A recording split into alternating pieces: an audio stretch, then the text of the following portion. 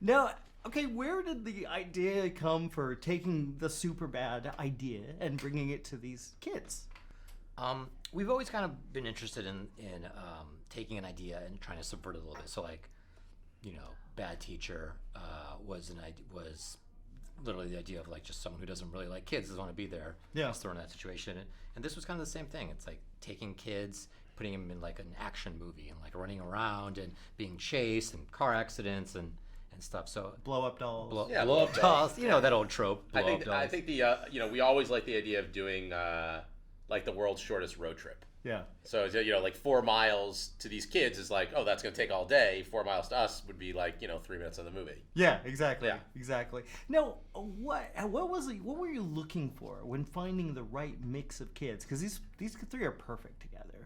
Was that difficult to find that? It was difficult.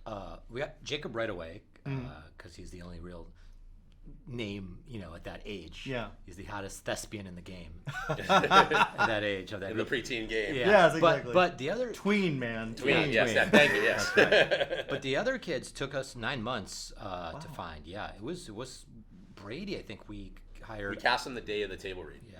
Oh, wow. Yeah. Wow. It was down, we saw hundreds of kids. Oh, my God. Tough, yeah. To the point where it was almost making us question the quality of our own writing. And so we saw Brady and we're like, oh, no, the script's funny. These kids are, we did it. We did it again.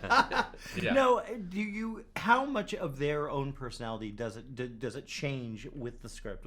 Especially being so young. Did you find kind of certain things that they did and added in later or as the film progressed? I think that once we kind of cast Keith, there were things that I don't know if it was his personality or just kind of the way his delivery that we kind of said, we like this idea that one of the kids was a little bit more of a rule follower, and him being in that role was really exciting to us, and he can't tell a lie, and he loves his parents so much, and he really wants to be part of the anti-bullying campaign, and that seemed really exciting, so that when Keith swears, he swears the least in the movie of all the 3 kids.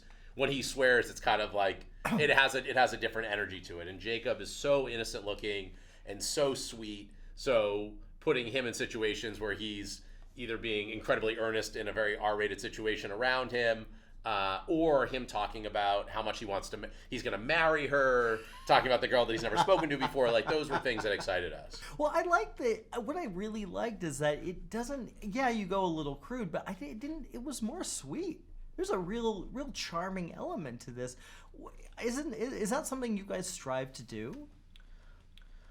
In this movie, yes. I mean, sometimes sweetness is not the order of the day. Mm-hmm. For this movie, it was important because they are kids, and we didn't want little assholes being mean to each other for 2 hours, So we felt that, it would play well against some of the cursing and stuff if they're still sweet and innocent, So, yeah, it is kind of... And they have each other's backs. We really wanted to feel like the Beanbag Boys are a unit, and it's the Beanbag Boys versus the world. Yeah. Now, I mean, I could easily see this as a sequel. Do you think that far ahead? Do you think, Good Boys 2 or whatever? Think of it more as a cinematic universe. Really? I really want to get into the kid whose dad is being audited by the IRS and has the DUIs, and the mom is, How to Kiss Elle. Yeah. And his mom is, plagiarized the cookbook. I really want to get into that family. That's kind of where I live, but I guess you could do a sequel and have the stars. No time to burn. Everything that I got, I earned. If we don't get to that party, I'll die. I'm fine. I'll just live here.